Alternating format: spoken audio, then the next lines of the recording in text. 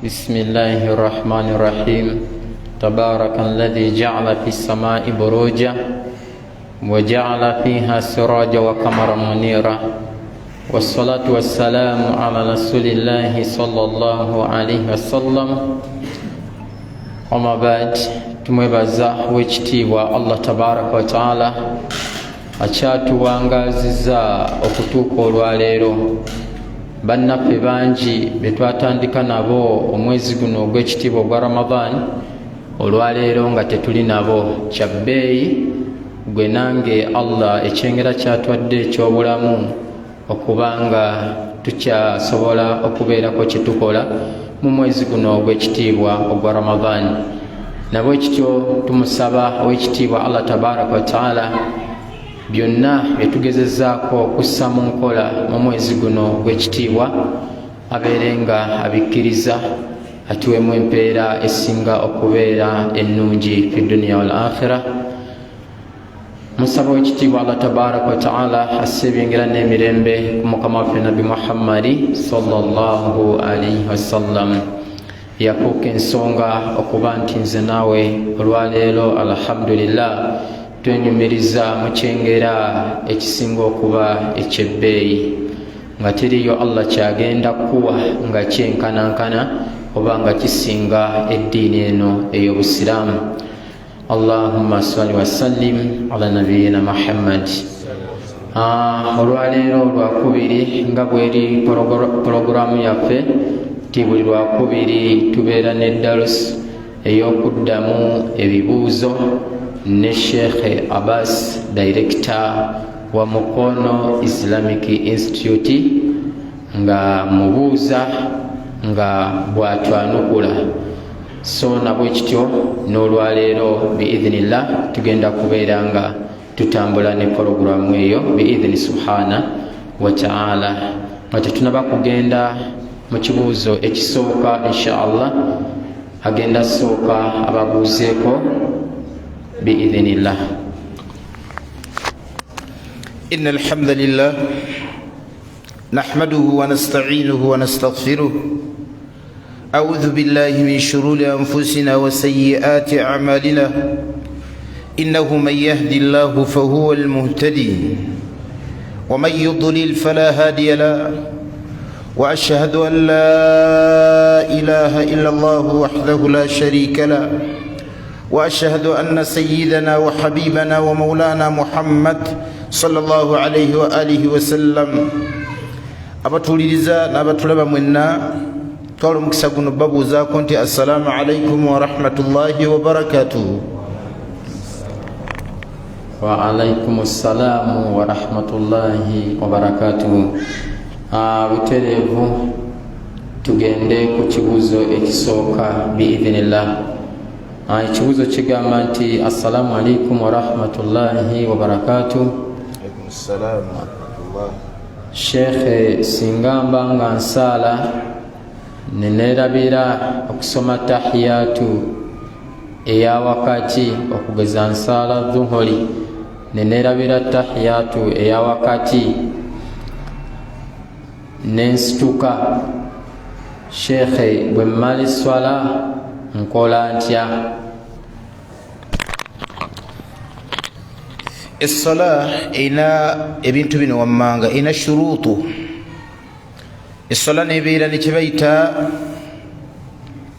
arkaan. Essala nebeera ne wajibaat, nebeera ne sunan. Kitegeeza nti tulina shuruutu ssala, bwe bayita obulombolombo bw'essala oba obukwakkulizo. Netubeera ne wajibaat ne arkaanu ssala, z'empagi z'essala. Netubeera ne wajibaati ssala, ebyetteekwa by'essala. Netubeera ne sunani ssala, ne sunna z'essala. Amma shuruutu ssala, naddala shuruutu siha, omuntu singa aba alese shartun min shuruuti sihati ssala فصلاته كلها باطل. الصلاة ينبي مثالها الطهارة، ومنتو كبيرا يتكزا فالصلاة باطل. mithaluha raf'u lhadathi okujjako ebizuusi singa omuntu abeera agirese fasalatuhu batila sola ebeera ki ebeera nfu amma arkanu ssola empagi z'essola faman taraka rukunan min arkani ssola yenna aleka empagi mu mpagi z'essola fahuwa yuidu rakaa yaddamu buzi rakaa gyalekeddemu empagi mathalu dhalik ekyokulabirako kyekyo man taraka surat alfatiha muntu singa aleka okusoma surat alfatiha ng'essola egenda mu maaso fahuwa yuidu raka addamu raka eki gyalekeddemu alfatiha agiddamu amma wajibati ssola omuntu singa aleka wajibu min wajibati ssola fala yuidu raka taddamu raka bal yasjudu bada ssola sajidataini lisahwi bwabanga yeerabidde avunnama envunnama bbiri oluvannyuma lw'okusaala ze bayita sujuudu ez'okwerabira mu byo mwe muli tahiyatu eya wakati omuntu singa aleka aljulus oba okutuula okwo kwa tahiyatu eya wakati abaleese wajibu min wajibati assola era bwabanga agirese yastawjibu alayhi oba yusannu lahu kirimu sunna gyali okubeera nga aleeta sujudu sahwi qabla salaami nga tannaba kutoola salaamu olumala okumalayo tahiyatu nga tannatoola salaamu asooka n'avunnamayo envunnama bbiri lwaki tinaqasa min salatihi shay waliwo ekintu ekiba kikendedde mu sola ye era tuba tumugamba omuntu oyo nti envunnama ezo azireeta qabla salaamu olw'ensonga bwe tuba tukendeezezza mu sola kitegeeza tuvunnama qubayila salaamu tuvunnama tetunnaba kutoola salaamu amma sunna min sunani sola omuntu waleka sunna z'essola bangi mbawali mbaga nti la yastawjibu alayhi i'adatu arraka taleeta raka mpya ekyokubiri la yastawjibu alayhi sujudu sahwi sitteeka nti alina okuvunnama sujudu ki sahwi wallahu taala alam. Sheikh yawe nyini singa mbanga nsala nenerabira laaka nze nendowooza nti ziweddeyo nenjija ntuula for example mbadde nsala salatu dhuhuri nensalako laaka 3 nze nendowooza nti ziweze 4 nentuula bali abagoberezi bwe banzijukiza ne baŋŋamba subhanallah bwe nsituka nga mbadde neerabidde nenkimalaako eyo eyokuna ndeeta sujudu sahwi. omuntu singa yeerabira raka kamila raka ejjudde ne bamujjukiza nti subhanallah nayimuka naleeta raka eyo oluvannyuma lw'okukola ki lw'okuyimuka abuuza nti aleete oluvannyuma lw'okutuula babuuza nti aleete sujudu sahwi ku nkomerero naamu oleeta sujudu sahwi ozireeta ddi zireeta qabla salaamu lwaki nti obadde okendeezeza muki mu sola abawali mbagamba nti kulla nuqsaan okukendeera kwonna fi salaati mu sola y'omuntu yasjudu qubayla salaamu au qabla salaamu omuntu avunnama salaamu tennakola ki tennatoolebwa wa kulla ziyadat ate ennyongeza zonna mu sola ka ziyadatu rakaa ng'okwongeza rakaa oba okwongera ebintu byonna mu sola fa alina okubeera sujudu sahwi ng'agireeta bada salaam oluvannyuma lw'okutoola salaam wallahu taala alam. Barakallahu fiika. Ekibuuzo ekiddako kigamba nti sheekhe singa mbuuka olunaku mu ramadaani nesirusiiba olunaku olwo lwemba mbuuse ramadaani waggwako nenduliwa allah yampe empeera ngaali mu ramadaani era buli mulimu gwonna gwenkoleramu empeera zenkanankana n'oyo ali mu ramadaani.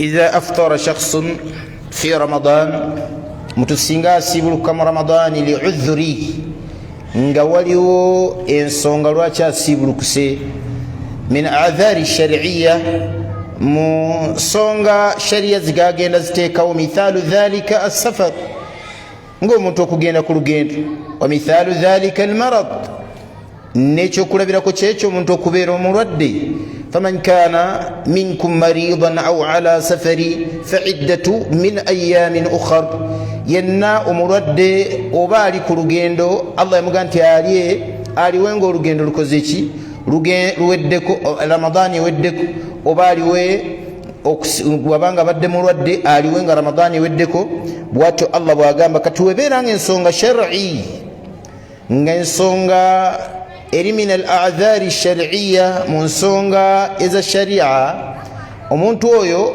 byabadde alina okufuna mu ramadaani byonna allah bimuwa olw'ensonga nti kizze nga takyagadde naye allah n'agera nti alina olugendo allah n'agera ng'alina obulwadde obumusumbuwa era kyekimu ebintu bye yali badde afuna ku lunaku olwo allah bimuwandiikako byonna era bw'oba tewasiibye tekigaana kuleeta adhikaari zireete allah azikuwa kuwa empeera zaayo mu ramadaani bw'obeerako n'esswala gy'osadde nga tarawihi gisaale allah akuwa empeera zo bulungi nnyo yadde tewakoze eki tewasiibye mbeere yagamba nabbi waffe muhammad sallallahu alaihi wasallam ti omuntu singa ayitibwako ensonga li'udhurin min al a'dhaari olw'ensonga yonna yonna mu nsonga eza sharia owekitiibwa allah yaqul allah agamba uktubu li abdi muwandiike ku muddu wange ono ma kaana yafaluhu muqiman sahiha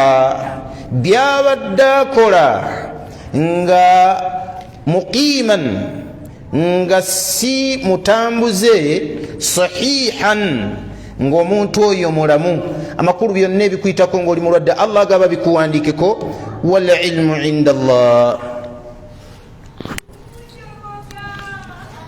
barakallahu fika. Ekibuuzo ekiddako kigamba nti sheekh ebigambo ki byenyinza okwogera nga sinnaba kwanjula nsonga zange eri allah?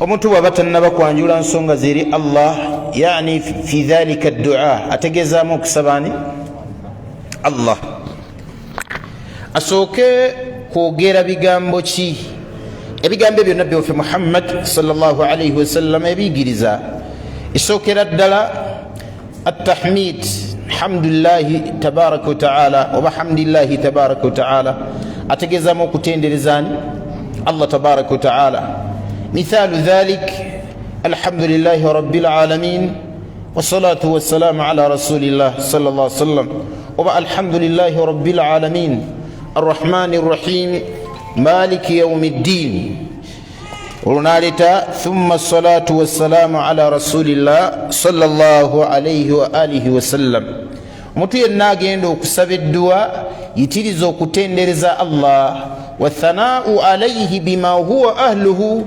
n'okumusuutako allah n'ebyo ebimugwanidde. twalaba nga yusufu alaihi salatu wassalam yetendereza allah ng'ayina edduwa gyayagala omusaba aba asemberedde okufa kwe.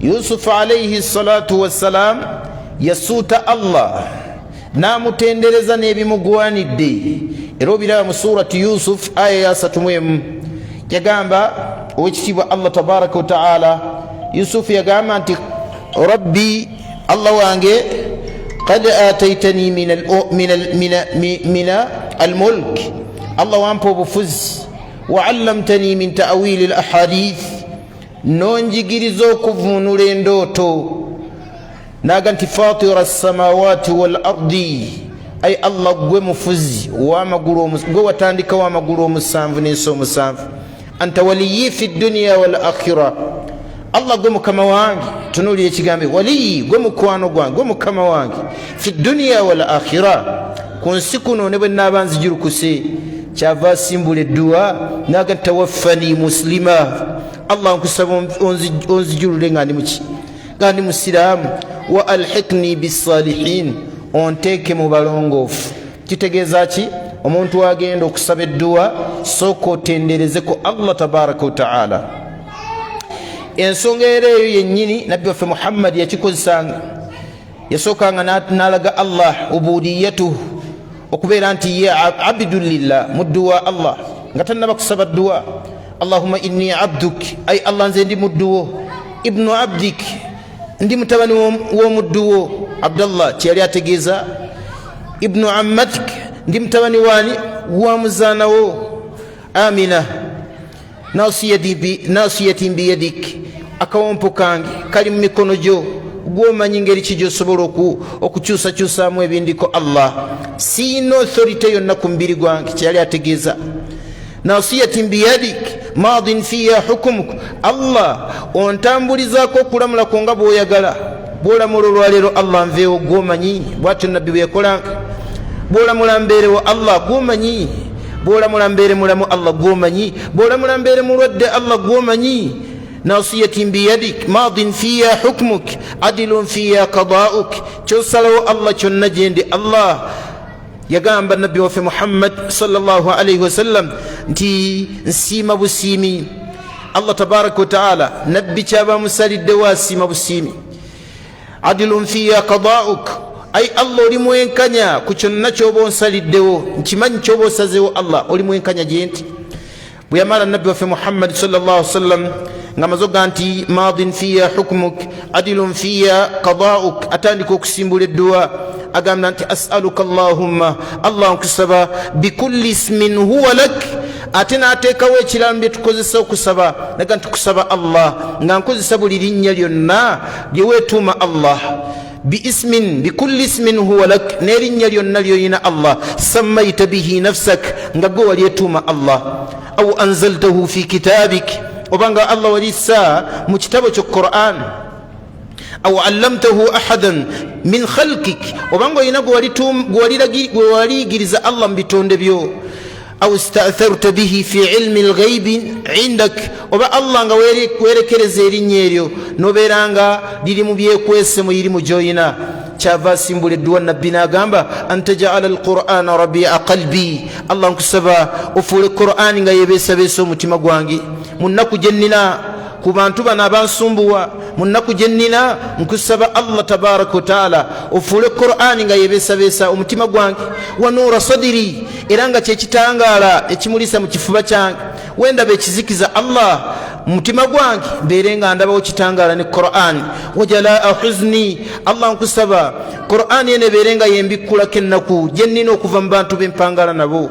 wajalaa huzni wa dhahaba hammi wa ghammi, Allah nkusaba Qur'ani eno ebeere nga yentwalako hammi wa ghammi, ebirwadde ebinnuma n'ennaku gye nnina. ebintu ebyo nabbi waffe Muhammad sallallahu alaihi wasallam byayogeranga ebbanga lyamalanga ng'ayina ebimusumbuwa, nga ye alayhi salatu wassalam n'asimbula edduwa n'ayanjula ensonga yeri Allah tabaraka wa taala. Ffe twongerako ki? twongerako mu kusaba owekitiibwa Allah tabaraka wa taala, okusaalira owekitiibwa nabbi waffe Muhammad sallallahu alayhi wasallam. omuntu agenda okusaba edduwa saalira ku nabbi, naddala salatu ibrahimiya. اللهم صل على محمد وعلى آل محمد كما صليت على إبراهيم وعلى آل إبراهيم إنك حميد المجيد. kiri mu sunna okuwanika ku mikono gwagenda okusaba edduwa.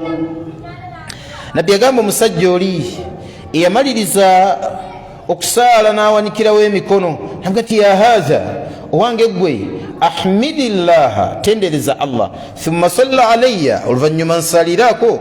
hadithi mweri mu Tirmidhi igati thumma sal tuuta, oluvannyuma saba Allah ajja kuwa. bwe yamalirizawo nabbi waffe alayhi salatu wassalam yatugamba nti tuwanika ku mikono, nagati inna Allaha, owekitiibwa Allah, hayyun, wansonyi, yastahi min alabdi, akwatibwa ensonyi eri omuddu, idha rafaa yadaihi, bwawanika emikono gye bwati an yaruddahuma sifura, okugizzanga kyamusabye takimuwadde aviiriddemu awo. so agenda okusaba edduwa yanjuluza ku mikono. bw'omalirizaawo wanika ng'omaze okuwanika emikono yanjula ensongayo ngati Allah nina obwetaavu bwe buti, Allah nina obwetaavu bwe buti. ekitiibwa Allah ajja kwanukula edduwaayo n'okulonda ebiseera n'ebifo ebimanyikiddwa edduwa mweyanukulira ennyo twala obuvunanyizibwa okubeera ng'okikola ng'ekiseera fiijawu fi layiri eyo matumbi budde ng'ekifo ng'otadde feesi wansi nakyo allah yanukulirawo ki edduwa y'omuddu ng'ekiseera nga tugenda okusiibulukuka kuliko obujulizi nga nabbi yagamba nti allah yanukulirawo edduwa y'omuddu ng'ekiseera ku lunaku lw'ejjuma nga enjuba tennaba kugwa yanjulizaawo emikono oba yawanika emikono osabe allah tabaraka wataala insha allah allah ajja kukwanukula weewale ebintu ebikyamu ebiyinza okuviirako allah obutayanukula dduwa ng'okulya haramu ng'okwetaba mu haramu eva nga gwe kasibuyo eva mu haramu weewale okubeera nga oli sekibotte oba nakibotte nga allah ajeemerwawo allah bamujeemera nga bamujeemera wooli ng'olina obusobozi obusobola okugamba ku bantu abo n'osirika busirisi kitegeeza nti oli sekibotte oli nakibotte mu mbeera efaanana bwetyo nabbi yagamba nti allah tasobola kukkiriza dduwa ya muntu afaanana bwatyo wallahu taala alam.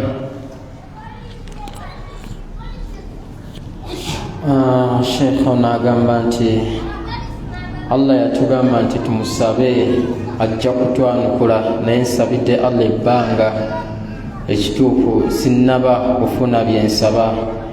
sheekh ompa magezi ki?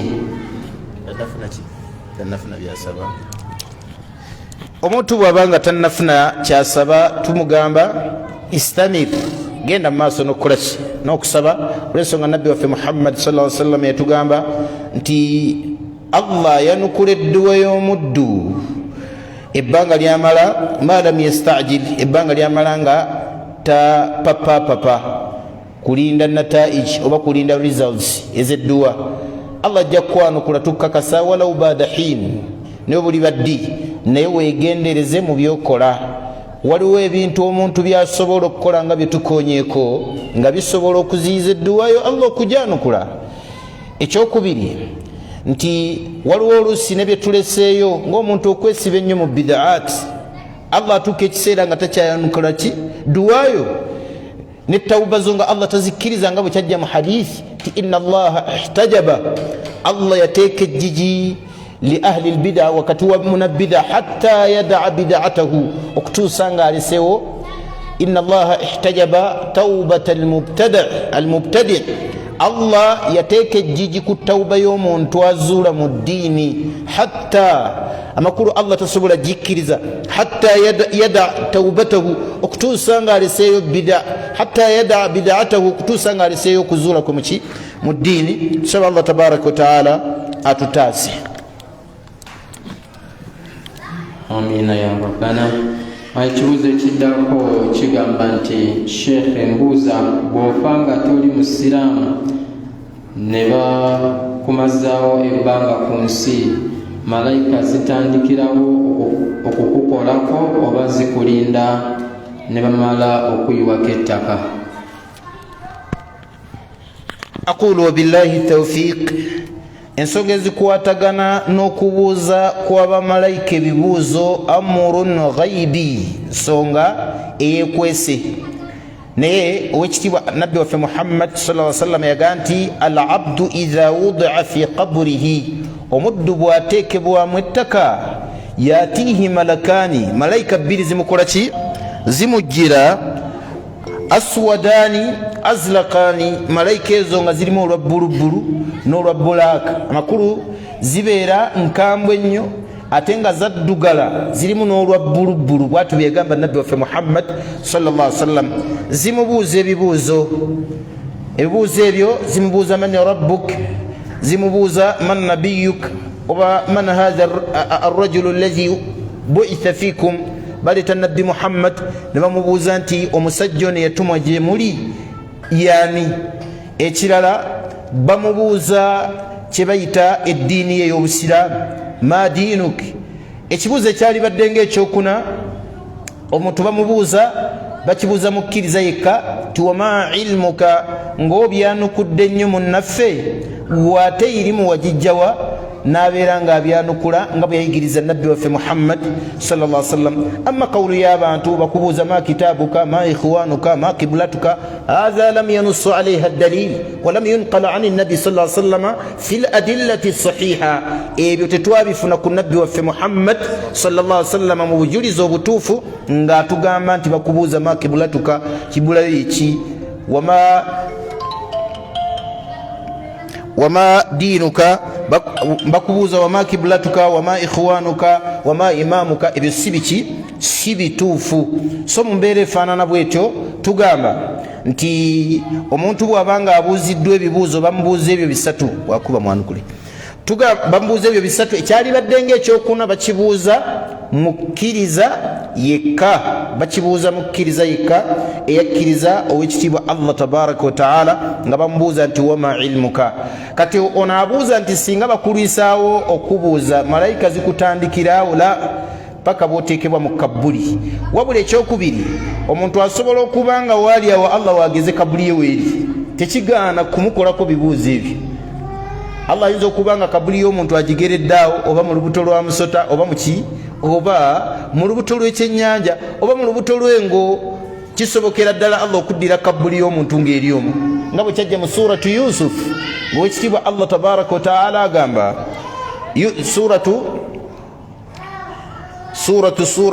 owekitiibwa Allah tabaraka wa taala yatunnyonnyola n'atugamba nti lawla an tadarakahu ni'matu min rabbih. Ekyo kirala suratu Safat. Naam, suratu Safat Allah yatulaga Yunus alayhi salatu wassalam, yagantu falawla annahu kana min almusabbihina.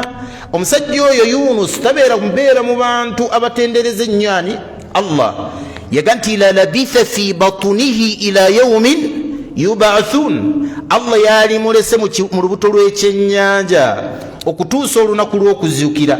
Amakulu yali badde kabbuli ye. Kati omuntu singa aba aliiriddwa asobola okubeera nga kabbuli ye lwe lubuto lw'ekyennyanja, bw'alekebwawo Allah ageera kabbuli ye n'ebeera nga eri awo, era emunyiga n'emukolako byonna, yadde nga tateekeddwa mu ki, nga tateekeddwa mu lahdi, mu mwanandaani. Wal ilmu inda Allah.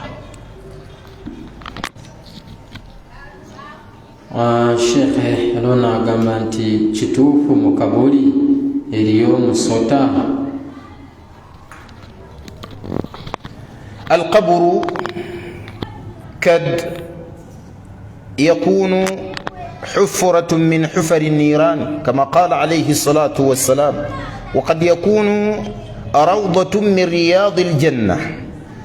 kabuli esobola okubeera ekifo mu bifo by'omujja n'omuntu n'afunirayo ni'am ebyengera, era esobola okubeera rawdatun min riyadil janna, nebeera ekifo ekirungi mu bifo by'omujja, oba esobola okubeera hufuratun min hufari niran, esobola okubeera ogufo ogunyanya muganya gw'omuliro nga buli kimu akisangayo.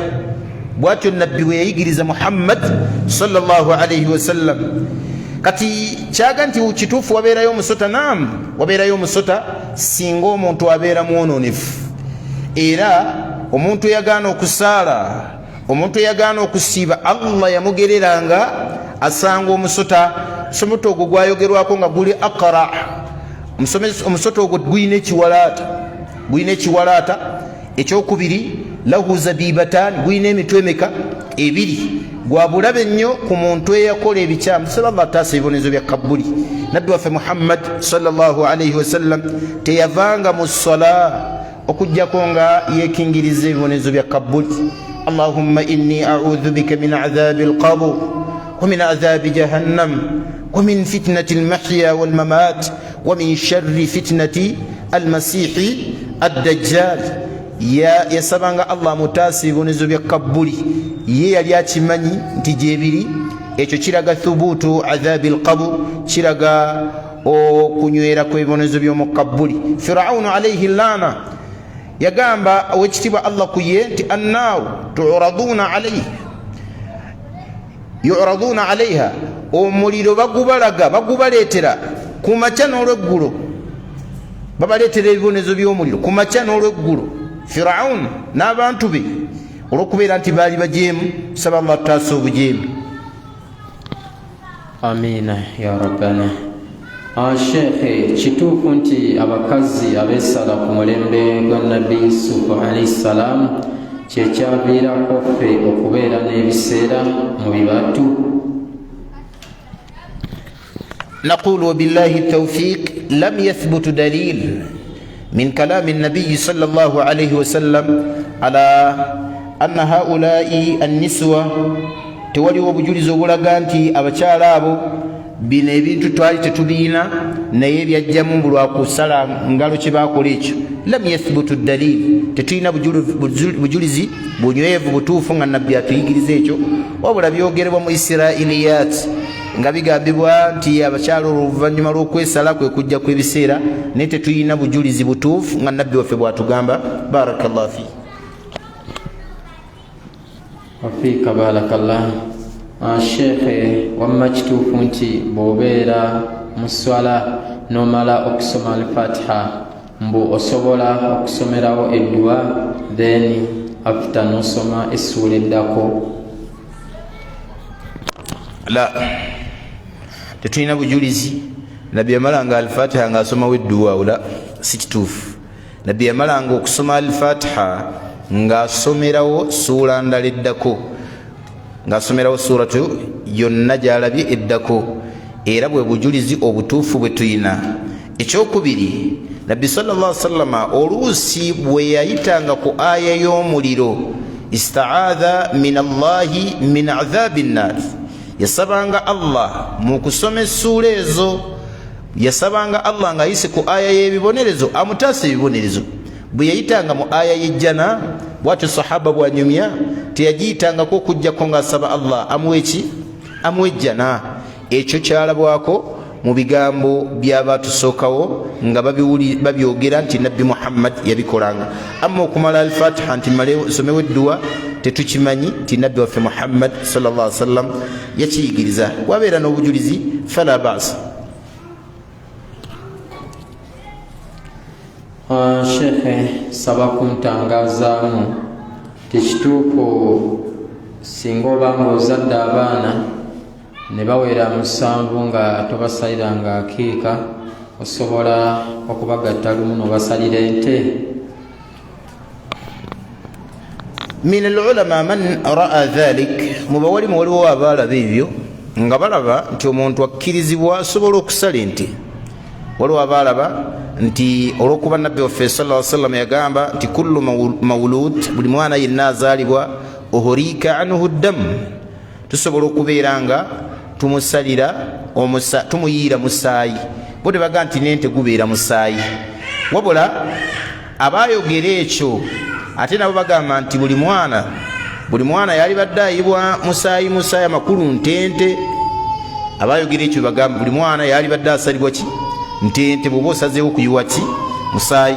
Naye as-sunna, ekiri mu sunna, nabbi Muhammadi yatulaga mbuzi oba ndiga. ala al-gulami shatan wa ala al-binti shat. Bwatyo nabbi bwe yayogera, teyayogera ku nte. Ega nti omwana ow'obulenzi tumusalire embuzi mmeka? 2 oba endiga 2. Wa ala al-binti shat, ate omwana ow'obuwala tumusalire eki? Emu. Ekyo kikikola fi yawmi sabi'i, ku lunaku olw'omusanvu. Wa tumitu anhu al-adha, nitumujjako n'enviiri zino nituzisala. Wallahu ta'ala a'lam. Kibuzo ekiddako kigamba nti mbuuza nti omuntu akuuma atya umura ng'amaze okugikola? Nze Nansubuga Farida ali ku online. Omuntu akola atya umura ng'azze okugikola? Ngajje akuuma atya? Omuntu akuuma atya umura ng'amaze okugikola?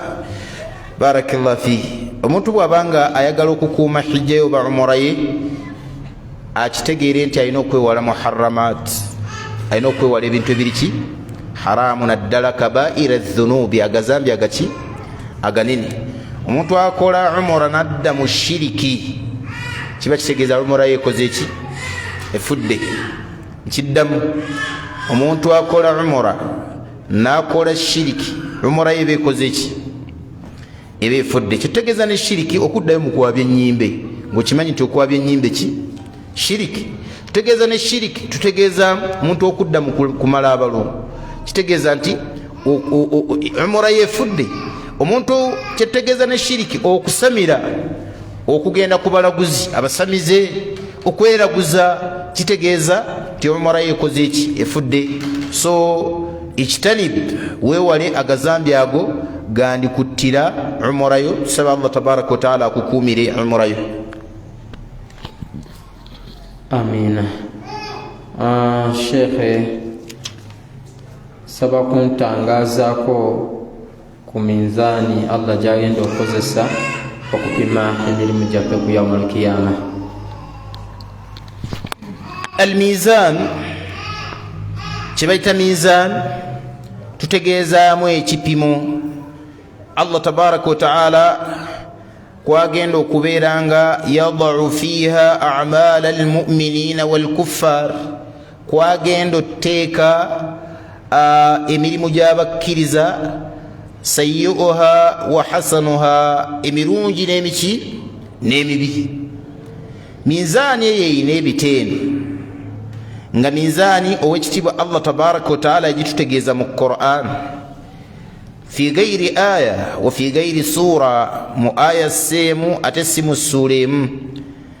Obujulizi obusooka obulaga nti minzaani weeri, Allah aga nti wanadau almawazina alqista liyaumi alqiyama, tugenda kuteekawo kye bayita ekipimo. Minzaani eyo yaziyita mawazin, yagireeteramu jamu, emu bagiyita mizan, ennyingi baziyita mawazin.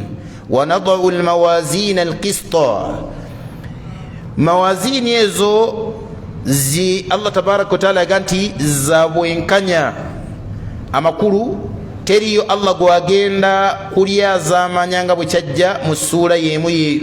Yaga nti fala tudhlamu nafsun shay'a, teri muntu Allah gwagenda kulyazaamanya kintu kyo, teri Allah gwagenda kulyazaamanya.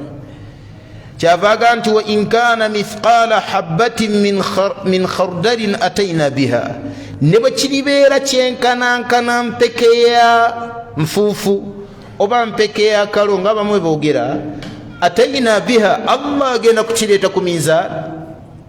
Nekisembayo okubeera ekito, Allah agenda kireeta ku minzaani bakipime, bakubuulire empeera z'ofunyeemu. Naga nti wakafa bina hasibin, owekitiibwa Allah kimumalira okubeera nti abala abantu mu lutemya lw'eriiso, buli omu ng'ategedde nataijize. Kisobokera ddala kati omuntu asobola okwebuuza naga nti ekuyanja y'abantu, min awwalihim ila akhirihim, okuva ku Adamu paka kwalisembayo, kaifa yani yakilu oba yukalu lahum, bana abapima batya bategeere kilo oba byebafunye. Tugamba nti abantu abafaanana bwe batyo Allah tabaraka wa taala kafa bihim hasib, Allah amalira okubeera nga bapima mu lutemya lw'eriiso, buli omu n'ategeera results ze nga talina nagwe yeebuuzizzaako Allah jalla jalaaluhu. So tugamba nti minzaani weeri. Minzaani obujulizi obwokubiri buli mu sunna, buli mu Qur'an. Era Allah aga nti faman thaqulat mawazinuhu, yenna singa ebipimo bye binaabeera bizitoye, fahuwa fi ishati radiya, suratu alqari'a, agenda kubeera mu bulamu obuweweevu. faman thaqulati fa amma man thaqulat mawazinuhu, yenna anaabeera nga ebipimo bye bizitoye, fahuwa fi ishati radiya, Allah agenda kumuteeka mu bulamu obuki obuweweevu obw'okwesiima. Nagati wa amma man khaffat mawazinuhu, yenna ebipimo bye binaabeera nga bifuuse bitono, yagamba fa ummuhu hawiya, maama we agenda okumuleera bamuyita hawiya, muliro. Saba Allah taasa omuliro. Wama adraka ma hiya narun hamiya, kyekinakumanyiza omuliro ogwo, muliro gwokya. Saba Allah gututaase gwa bulabi. Kati mizan Qur'ani ne sunna ya bilaga. Amma mu sunna yagamba nabbi waffe Muhammad sallallahu alaihi wasallam mu hadithi ya bitaq, yagamba tudau, tugenda kuteekebwa al ardu as-samawati as-sab'u amagulu omusanvu wal ardina sab'u n'ensi omusanvu fi kiffa ku kipapajja ekimu ekya minzaani oba sayidi emu eya minzaani wala ilaha illa llahu fi kiffa ne la ilaha illa llah egenda kuteekebwa ku kiffa yagamba nti law wudiat singa bateekako assamawatu sab'u ensi omusanvu n'amagulu omusanvu ku sayidi eya minzaani ne sayidi eya minzaani ne bateekayo la ilaha illa llah ekigambo la ilaha illa llah la rajaha la ilaha illa llah bihima ensi omusanvu n'ebiziriko n'amagulu omusanvu n'ebibiriko la ilaha illa llah esobola okubeera nga eweeyinga n'ebeera nga esinga ensi omusanvu n'ebiziriko n'amagulu omusanvu kiba kitegeeza minzaani weeri thabit fi lqur'ani wassunna. Tayib, minzaani zino ze zimu ku sifa zaazo. Ekisookera ddala tugikkiriza ffe ba ahli sunna wal jamaa ti annaha haqqun ya mazima wa laysa maana haqiqi, era tukikakasa nti si ngeraageranye mbwe ojja geraageranya mu ngalo, eri haqiqi ya mazima, era tukkiriza mu sifa zaayo nti lahu kiffataani, eyina ebisayidi bbiri oba eyina ebipima bibiri, eno sayidi eya kkono neya ddyo, era fi kiffati ku sayidi emu tudau bagenda kuteekako hasanatu linsan, ebirungi by'omuntu, wa fi kiffa ate ku sayidi eyokubiri, ku kipapajja ekyokubiri bagenda kuteekawo nga bateekawo ki sayiatuhu, ebibi by'omuntu oyo. Banaamala okubiteekako idha rajaat hasanatuhu, ebirungi byo binaamala okubeera nga byebirajjah, byebisinga obungi, fa hunalika yudkhalu fi ljanna, agenda kuyingizibwa mu jjanna, tusaballah tuwe jjanna. Wa idha rajahat sayiatuhu, ate ebibi byo beribeera nga byebisinze obuugi, omuntu oyo namusonyiwa bwaliba ayagadde Allah tabaraka wa taala agenda muteekayo mu muliro ekiseera kyaliba ayagadde. Tukkiriza nti ba ahlu tawhid abagenda okupimibwa bonna bajja kugibwayo mu muliro, ne tukkiriza nti ba ahlu lkof ne ba mushirikun izibwa mu muliro abada al abidin, bagenda kubeerayo khalidan mukhalladan, ebbanga lyonna nga bwe yagamba owekitiibwa Allah tabaraka wa taala mu Qur'an. So ezo ze zimu ku muwasafat eza mizan, tukkiriza nti weeri, era tukkiriza nti egenda kupima ebibi by'abantu. Emirimu Allah agiteekewo, gwe walabanga oguzannya olw'enniya ennungi gye wayoyina, wasaddaka nusu bibiri, Allah abizimbye byenkanene jabal kiro zaabyo. Olaba abantu ng'ate omusajja azitowa gutwalira tukkirizamu nti masha Allah yoseeka yakola oyo, masha Allah yakola emirimu yasaddanga nnyo, bateekewo ekintu kye nga la yazinu inda Allahi mithla janaha ba'udati, nga tekyenkanankana yadde ekyowaatiro ky'ensiri, olwa ikhlaasu niyo okuvaamu. So bwe tuba tukola emirimu gweteeka mu nniya ng'osuubira agenda okusasula ye Allah, agenda okusasula kyokoze, talawiya giteeke mu nniya, asadde essola yonna eyassuna teeka mu nniya ng'osuubira nti Allah ajja kuwa empeera, alina kyosaddaase kiteeke mu nniya ennungi, otegeere nti ndi mukkiriza eri Allah, era Allah agenda kumpa empeera, ojja kukisanga nga Allah akirabiridde, akyongeddemu okutuuka mu maaso ga Allah nga kyenkanya olusozi. Kyajja mu hadith nabbi waffe Muhammad sallallahu alayhi wasallam ng'atugamba fima yurwa an rabbihi, bigambo ebiva eri Allah ti ya ibadi innama hiya a'malukum, baddu bange gino emirimu gyammwe gye mukola, uhfiha lakum wa urabbiha, ngibakuŋŋaanyiriza nenjirabirira okutuusa omulimu ogumu ogwenkanirakanira ddala olusozi nga Allah agenda agwongeramu, okusinziira naawe bw'ogwongeddemu. Ogwongeddemu ki? Essala ogiyimiriddemu, oyongeddemu nkutama zaayo, Allah naye ng'akwongeramu, ogyongeddemu mu nnyimirira yaazo. Al-Fatiha tegisoma nga gwe bagoba kudduka, Allah ng'ayongera okulabirira ki omulimu gwo. Ogwongeddemu ki? Oyongeddemu ku bigambo bino, subhana rabbiyal a'la, okoze tanawu, subhana rabbiyal a'la, subhanaka allahumma wa bihamdik, allahumma ighfirli subhana rabbiya al-a'la subuhu kudusu rabbul malaikati warruh nobeera ng'oddingana dhikaari ezibbanga ng'owaana Allah ne Allah bw'ati bw'alabirira omulimu gwo ogenda okutuuka mu maaso ga Allah nga gugezze mu mbeera efaanana bw'etyo. wal ilmu inda Allah. barakallahu fiika. Sheikh, mbuuza, ejjana n'omuliro biri ludda wa essaawa zino? Ejjana n'omuliro weebiri Allah yabiteekateeka dda.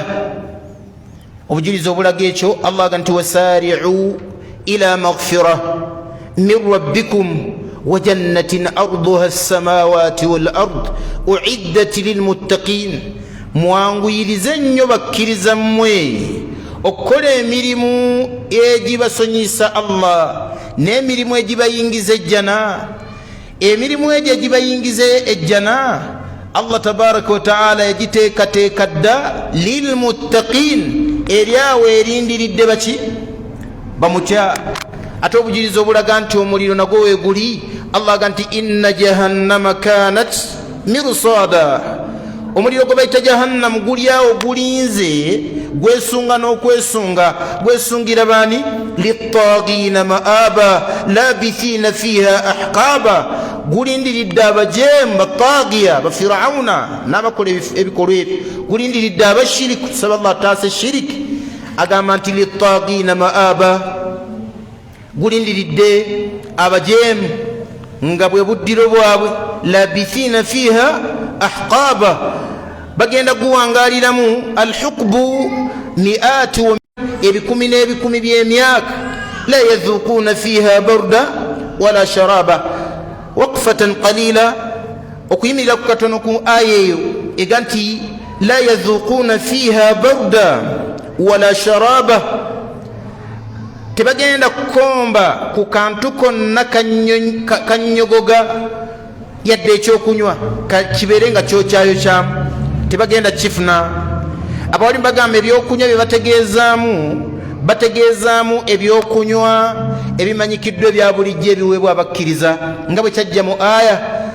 Allah tabaraka wa taala agamba tuwanada ashabu nnaari ashaba aljanna. abantu b'omuliro bagenda kukoola abantu b'omujjana nga bagamba ki? an afidu alaina min alma, bannange mutuweeyoko ku tuzzi tunyweko. au mimma razaqakum Allah, oba Allah byabagabiridde mu jjana. ab'omujjana bagenda kubagamba batya? qalu inna allaha harramahuma ala alkafirin. Allah yaddira ebintu eby'omujjana nabifuula haramu eri abakaafu. kyensonga lwaki Allah aga nti la yadhuquna fiha barda wala sharaba. sibakukwata ku kakunywa konna akanyogoga wala sharaba yadde ekyokunywa kyonna. kitegeeza ki? tebagenda kufuna ku byakunywa nga bino eby'abantu b'omujjana bibanywa newankubadde ebisaamusaamu byetwafuna mu duniya. ekyokubiri bagenda kunywesebwa hamiman wa ghassaqa. Allah yatugamba nti la yadhuquna fiha barda wala sharaba.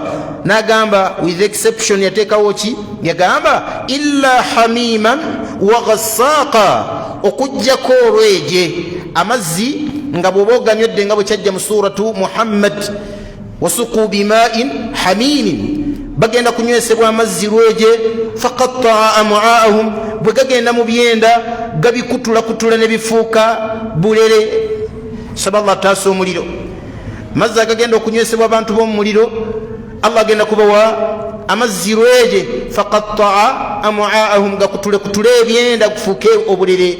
yensonga lwaki Allah aga nti illa hamima, bagenda kunywa lweje. wa ghassaqa, n'amasira amavundu ate nga nago gookya. saba Allah tutaase. waliyadhu billah. naam, faddal.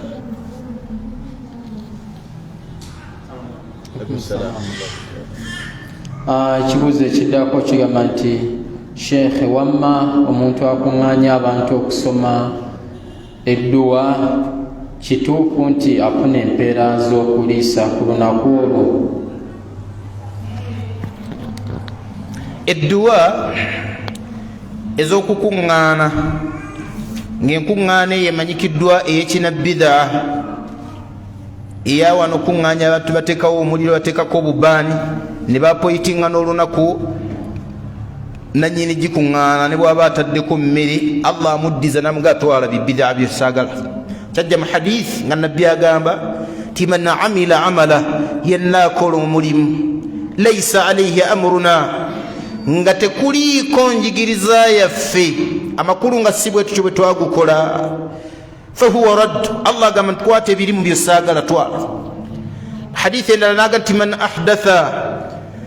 ahdatha fi amrina hadha omuntu yenna azuula mu ddiini yaffe eno laysa alayhi amruna nga sigiyigirizanga ekyo kyakoze fahuwa raddu Allah kikwata namuddiza namugatwala bibidaa byo saagala kakati omuntu ayinza okuga nze ndiisiza kati okuliisa kubi okuliisa kulungi naye okukoledde mu kifo ekiki kyamu kukolere mu kifo ekiki kituufu nsiibulukukusiza abantu okukoze mu nkola etali ya nabbi waffe Muhammad sallallahu alaihi wasallam tukugamba nti ddayo olivaizinge enkola gy'okolamu edduwa bona bogikoze obulungi Allah ajja kukkiriza omulimu bannange emirimu gyonna Allah agikkiriza nga gifunye kasebeera ibaada kasebeera ne sharutu bbiri okujjako mu bya bulijjo naye kasebeera ibaada sharutu esooka min shuruti qabuli al-amal inda ahli al-aqida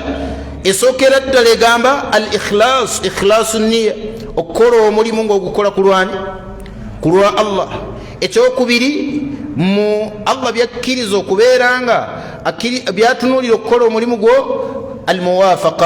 muwafaqatu manhaji nabi sallallahu alayhi wasallam omulimu okubeera nga gutambulira ku minhaji y'omubaka Muhammad alayhi salatu wassalam bwe batyo abakenkufu mu ilmu y'enzikiriza bwe bagamba barakallahu fikum jazakumullahu khair wa fika barakallah kibuuzo ekiddako kyoyamba nti sheekhe saba kuntangazaamu ku kiro ekya Laylatul Qadr ekiro kya Laylatul Qadri owekitiibwa Allah tabaraka wa taala yakyogerako ng'akyogerako mu Qur'ani ne nabbi Muhammad sallallahu alayhi wasallam n'akyogerako mu sunna amma mu Qur'ani owekitiibwa Allah tabaraka wa taala yagamba nti inna anzalnahu fi laylatil qadr Allah yassa Qur'ani mu kiro kyaki kya Laylatul Qadr mu suratu Dukhan Allah naganti Hamim wal kitabil mubin inna anzalnahu fi laylati mubaraka inna kunna munzilin owekitiibwa Allah tabaraka wa taala yagamba nti nassa Qur'ani mu kiro eky'omukisa nga Allah atiisa Allah agamba ti fiha yufraku kullu amrin hakim amran min indina Allah mu kiro ekyo mwatemeratemera ensonga zonna ezigenda okubeerawo mu mwaka wali mbagamba nti mizaniyatu sanata almuqbila bajeti y'omwaka ogujja gwonna Allah agiteekerateekera mu kiro ekyo agenda agitematema okusinziira ku bujulizo fiha yufraku kullu amrin hakim Allah agenda atematema buli kyonna ekigenda okubeerawo okusinziira ku nnamula ye Allah abamu bagamba nti hatta al-umula tafiya n'ebintu gwe byolaba byonyooma ng'omunnyu gwe mugenda okulya omwaka Allah agugerera mu kiro ekyo kyova olaba nti omuntu yalibadde adda kukusaba Allah tabaraka wa taala oba oliawo naye ayinza okumuteeka mu bajeti yaki y'omwaka ogujja kigambibwa nti Allah asobola okusalirawo mu kiro ekyo kyennyini abagenda okufa omwaka ogujja abagenda okuzaalibwa omwaka ogujja abagenda okugaggawala omwaka ogujja abagenda okwavuwala omwaka ogujja abanaafuna accident omwaka ogujja abagenda okulwala olulwadde nga lwa bukonvu balukumaze ku ndiri omwaka mulamba Allah asobola okukimala oba emyezi 5 akigerera abagenda okubeera nga babonerezebwa mu makomera muki Allah abigerera mu kire ekyo ekya Laylatul Qadr Laylatul Qadri nabbi waffe Muhammad sallallahu alayhi wasallam yagamba nti nubbituha Allah yakimbuulira thumma unsituha oluvanyuma w'ekitiibwa Allah tabaraka wa taala neerabira yakyerabira ate nabbi Muhammad sallallahu alaihi wasallam yaga nti kharajtu nafuluma lumu yaga nti urituha Allah yakindaga mu kirooto nambuulira n'olunaku oba nentegeera n'olunaku olutuufu bwe namala okulutegeera thumma iltahaqtu birajulaini nensinkana abasajja baali bameka babiri yahtaqaani bwekyo bwe kyajja mu hadithi mu riwaya endala kyajja yakhtasimaani abasajja baali basoowaganye nga baagala kulwanagana wakati waabwe agamba nti fa unsituha riwaya endala yagamba nti thumma wajadtu rajulaini nasanga abasajja babiri yahtaqaani maahum ash-shaytaan nabasanga bali awo basoowagana nga baliko ne sitaani fa unsituha neneerabizibwa ekiro ekyo ekya lailatul qadiri nabbi n'agamba alayhi salatu wassalam nti fataharruha mukinoonye faman arada an yataharraha ayagala okukinonya falyataharraha fi lashiri lawakhir akinoonye mu 10 erikola ki erisembayo fi autariha mu nnaku ez'ensobi oba ez'ensusuuba bwotyo bwolina okukinoonya bwatyo byagamba nabbi waffe Muhammad sallallahu alaihi wasallam lailatul qadiri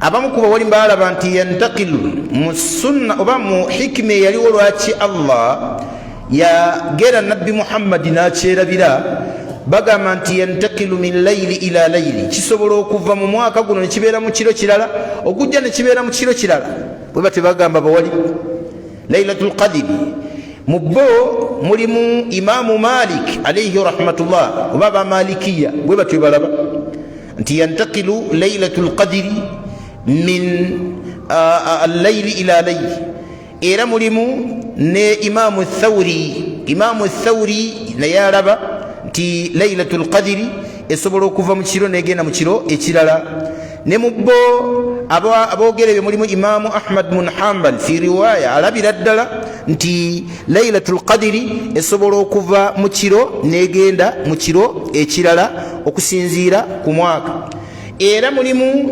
ekirala bagamba nti lailatul qadiri eyo lwaki esobola okuva mu kiro negenda mu kiro ekirala olwa ahadithi alwarida ahadithi zajja zoogera ku lailatul qadiri nga zaawukana nabbi lumu yakiraba mu kiro nga aloota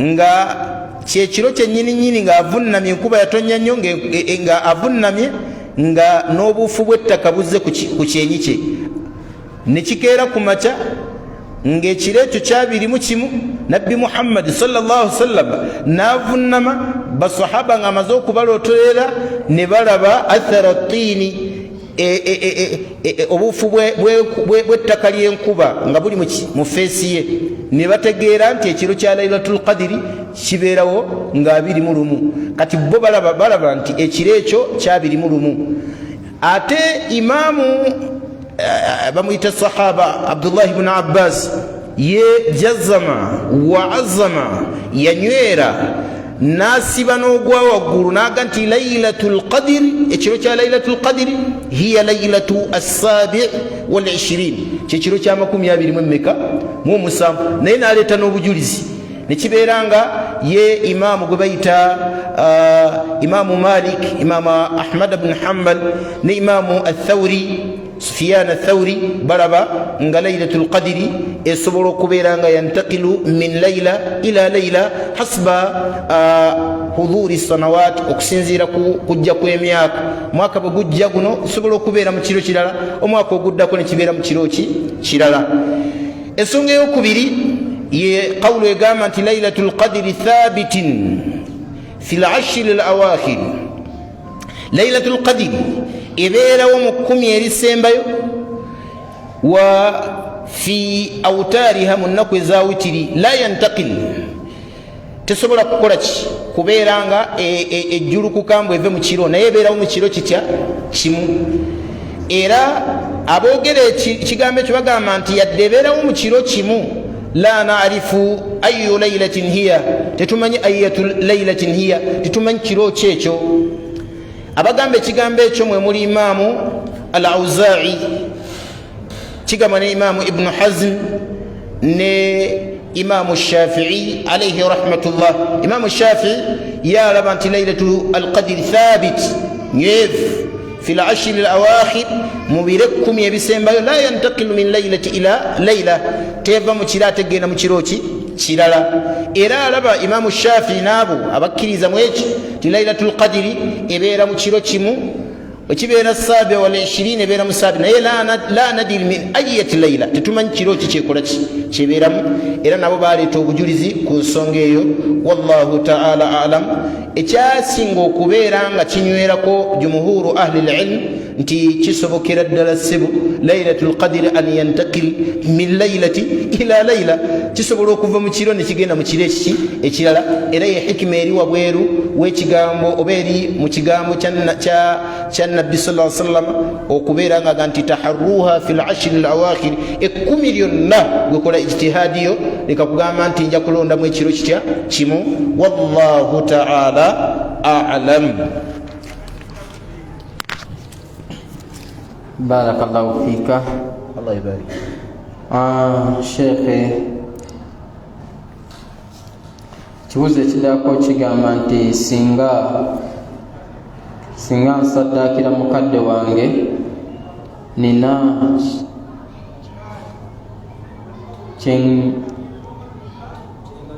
kyenganyulwamu ewa Allah nze amusaddakidde. Singa nsaddakira mukadde wange nina kyenganyulwamu ewa Allah nze amusaddakidde. Omuntu bw'osaddaaka ng'osaddakidde mukaddewo afunamu nawe Allah tabaraka wa ta'ala n'akuwaamu, teri kubuusabuusa. Owekitiibwa Allah tabaraka wa ta'ala yagamba mu Qur'an nti walillahi ma fi samawati wa ma fi l-ardi. Allah yawaniridde amagulu omusanvu n'ensi omusanvu byonna birimu bufuzi bwe Allah. liyajziya alladhina asaa'u bima amilu, buli yenna eyakola ekibi wakusasulwa bubi. Wallahi okumanya buli muntu yenna eyakola ekibi wakusasulwa bubi n'oyo amuyambyeko okukola ekibi olw'okuba pulaani ye yakukola kibi naye Allah tabaraka wa ta'ala amusasuliramu. wa yajziya alladhina ahsanu bilhusna, n'abo abakola obulungi Allah agenda kubawejjana amakulu. N'omuntu yenna akola obulungi n'amuyambyeko okukola obulungi Allah agenda muwa ejjana. bw'akyata asaddaase ng'olina gw'osaddaakidde ku lulwe bw'afuna ejjana nawe Allah tabaraka wa ta'ala akola ki akuwa. So tukugamba nti omulimu ogwo gutwale mu maaso. Barakallahu fi. Ekibuuzo ekisembayo biidhinillah olw'obudde kigamba nti Sheikh, nebaza Allah ampadde ebintu bingi era buli kyemusabye Allah akimpadde, naye nina obweraliikirivu ti Allah nina obweraliikirivu obwa Allah okunzizaayo mu mbeera embi. Sheikh, mpulira ntya okuddayo mu mbeera embi? Sheikh, eki kyenyinza okukola Allah asobole okunkuumira bye nnina? Okusooka kwa byonna Allah okukuumira ku kyo attahadduth bihi oba attahadduthu binicmati, okwogera ku kyengera ekyo. watunsibu nicma ila rabbika azza wa jalla, n'ekyengera n'obeera ng'okiwunzikira wa Allah ebbanga lyonna era nga gwe weebaza. Owekitiibwa Allah tabaraka wa ta'ala aga nti wa amma binicmati rabbika fahaddith, ekyengera Allah kyaba kuwadde kyogereko gw'omuddu era okiwunzikirengako Allah ebbanga lyonna. Tetulaba eno emmotoka gye nafuna, owekitiibwa Allah tabaraka wa ta'ala gye yakola ki gye yeyagimpa. Mwebaza Allah. Ensonga ey'okubiri shukuru ni'ma wa adamu kufuri ni'ma, okwebaza ekyengera n'obuta kikaafuwalira. Okwebaza ekyengera kitegeezaamu buli woofuna ekyengera n'ogenda mu maaso ga Allah n'omulaga okusiima ku Allah, mugati Allah ndi musiimu byonkolera. Tufu nafunye ekyengera ky'emmotoka eno, oba nafunye ekyengera eky'omukyalo ono, oba nafunye ekyengera ky'ensimbi, nafunye ekyengera ky'akalimu. Allah nkusaba okankuumire onteeremu n'omukisa bw'oba wakunkyusirizaamu onkyusirizemu ekisinga ekikola ekisingakaawo. Allah agamba mu Quran wa idh ta'adhana rabbukum, owekitiibwa Allah yamala dda okukirangirira atya la in shakartum, bwe munanneebazanga la azidannakum, nze nja kubongeranga kukola buki bwongezi. Wa in kafartum, ate bwe munaakola ki bwe munaakaafuwalira ekyengera kyembamba wadde inna adhabi la shadid, ebibonezo byange nze Allah biruma byamaanyi. Saba Allah taasa ebibonezo bye. Barakallahu fi kozi Sheikh, tumalize na kino. Muddu abuuza nti Nabbi Musa yazaala abaana bameka alayhi salatu wassalam? Nabbi Musa alayhi salatu wassalam yazaala abaana bameka?